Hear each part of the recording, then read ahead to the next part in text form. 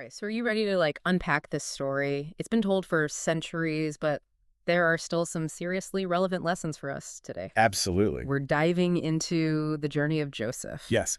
or Yusuf, as he's known in Arabic. Uh-huh. And trust me, this isn't just some ancient bedtime story.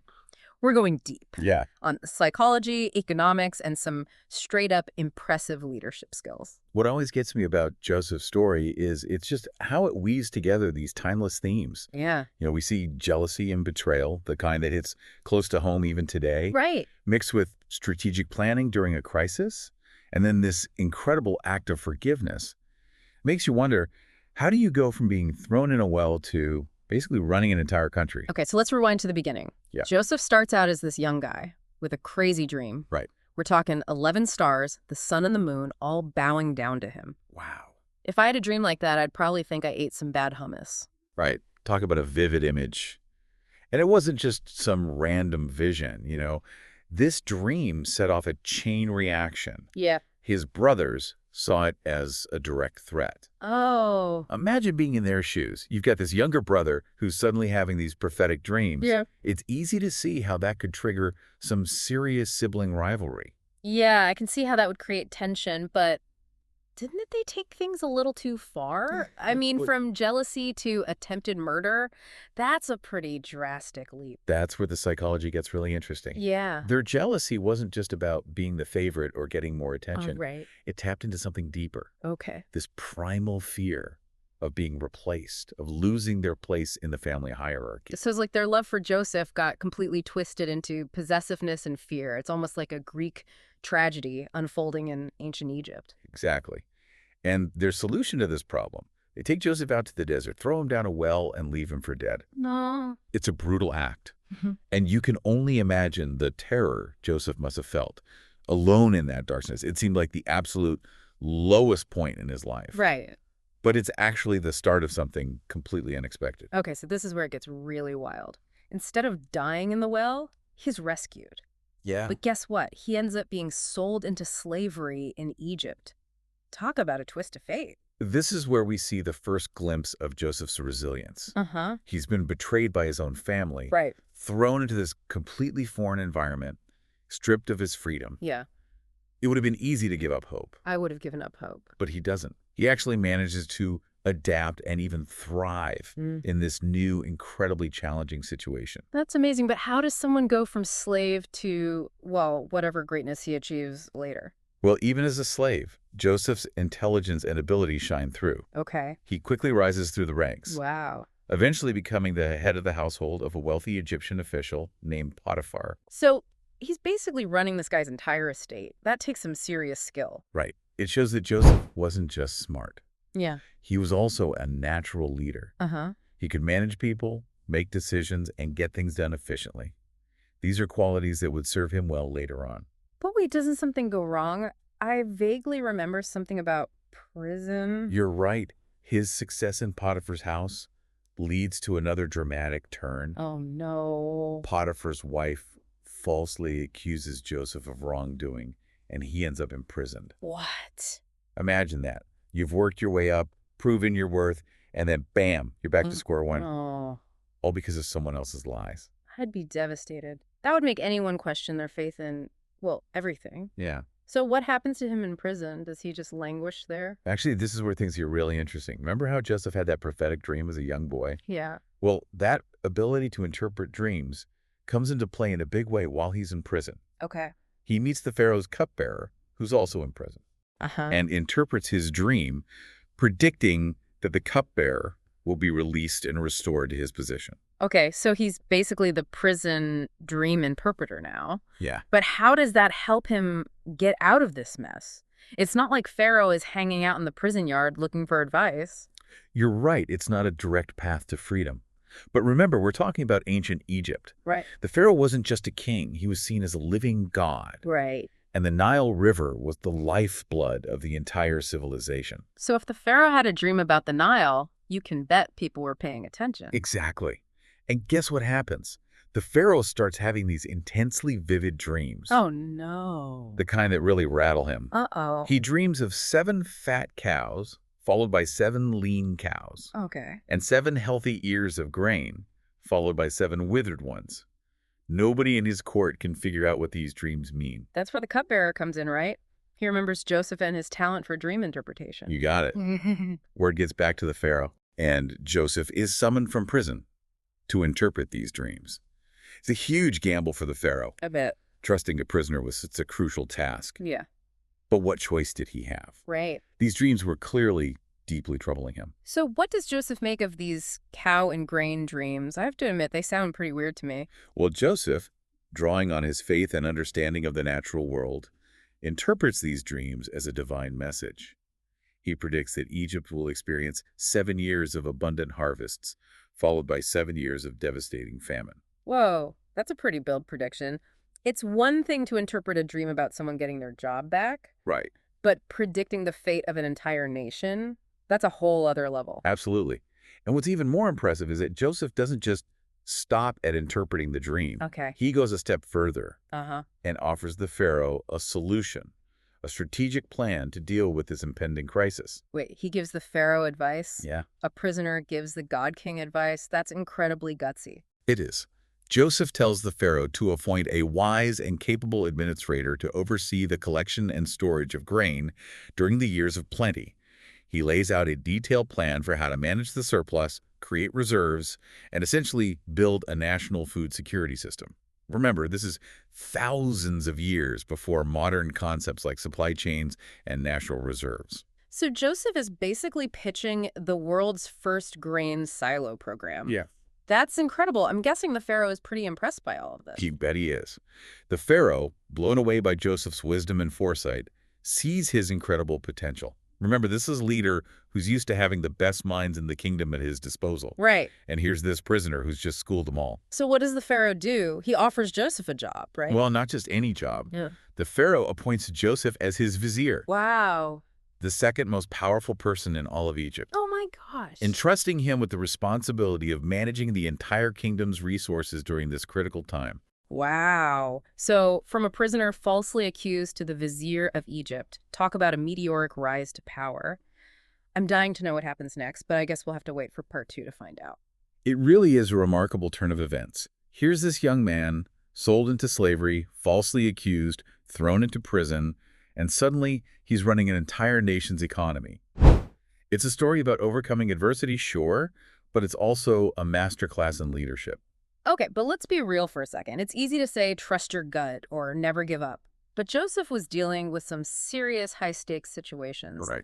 How did he actually pull it off? What made him such an effective leader? That's a great question, and I think there are a few key things we can learn from Joseph's approach. Okay. First, he was incredibly proactive. He didn't just interpret the Pharaoh's dream, he came up with a detailed plan of action. Okay. It wasn't just, hey, there's going to be a famine, good luck with that. He presented a solution. So he didn't just identify the problem, he owned the solution. That's a big difference. Exactly. And second, he was incredibly organized and detail-oriented. Think about the logistics of what he had to do. He had to create a system to collect, store, and distribute grain for an entire nation. This wasn't just about piling up some wheat in a barn somewhere. Yeah. He had to manage a massive workforce, build storage facilities, develop transportation networks, and track inventory. It's like creating the world's first government-run agricultural program. And he had to do it all while navigating the complexities of ancient Egyptian bureaucracy. Right, and let's not forget, he was also an outsider. Right. He wasn't Egyptian, he was a former slave, a Hebrew. He must have faced considerable resistance and skepticism from the established powers. To succeed, he would have needed to be a master negotiator and diplomat. Okay, that makes sense. He was basically dropped into this chaotic situation and had to bring order to it. It's kind of like that reality show Undercover Boss, but with way higher stakes. I like that analogy. And what's even more impressive is that he did all of this while staying true to his values. He was known for his honesty, his fairness, and his compassion. He could have easily become corrupted by power, but he didn't. It's like the ultimate test of character. You're given this incredible responsibility. You have to make tough choices, but you also have to stay grounded in who you are. And remember, during all of this, Joseph never forgets his family. He's carrying the weight of that betrayal, but he also never loses hope of seeing them again. Okay, so let's fast forward a bit. The 7 years of abundance pass, and just as Joseph predicted, the famine hits. What happens next? Do his brothers come knocking? Yes. Driven by desperation, they travel to Egypt in search of food, completely unaware that the powerful vizier controlling the grain supply is the brother they betrayed years ago. Talk about an awkward family reunion. Can you imagine being in that room? The tension must have been insane. Right. It's a moment filled with dramatic irony. Joseph recognizes his brothers instantly, but they have no idea who he is. Yeah. He tests their character, observing their interactions, seeing how they've changed or haven't changed over the years. I bet he was tempted to rub it in their faces, to give them a taste of their own medicine. After all, they did leave him for dead. It would have been completely understandable. But Joseph chooses a different path, a path of forgiveness. In a deeply emotional reveal, he makes himself known to his brothers. I can only imagine the shock, the guilt, the utter disbelief they must have felt in that moment. I'm getting chills just thinking about it. But here's the thing, I have to admit, a part of me thinks, wouldn't a little payback have been satisfying? Why forgive people who did something so horrible? That's a valid question, and it's something that people have debated for centuries. Mm-hmm. But I think Joseph's forgiveness wasn't about letting his brothers off the hook. Okay. It was about freeing himself from the chains of anger and resentment. That's a really interesting way to look at it. So it wasn't about them. It was about him choosing to let go of the pain they'd caused him. Exactly. And it wasn't a simple, oh, no worries, guys, we're good kind of forgiveness. Yeah. It was a process. He tested them, he made them confront their guilt, and he made sure they understood the gravity of what they'd done. But ultimately, he chose to extend grace and compassion. Wow, that's powerful stuff. It takes a lot of strength to forgive like that, especially when you have the power to punish. So what happens after the big reveal? Does the family all just hug it out and live happily ever after? Well, it's a bit more complicated than that. There's still a lot of healing that needs to happen. But Joseph welcomes his brothers, their families, and his father, Jacob, to Egypt, ensuring their safety and well-being during the famine. So he basically saves his entire family from starvation. That's incredible. It is. It's a beautiful act of reconciliation, a testament to the idea that even the most broken relationships can be mended through forgiveness and love. But it's also a strategic move on Joseph's part. What do you mean? Well, by bringing his family to Egypt, he's consolidating his power base. He's surrounding himself with people he trusts, creating a network of support.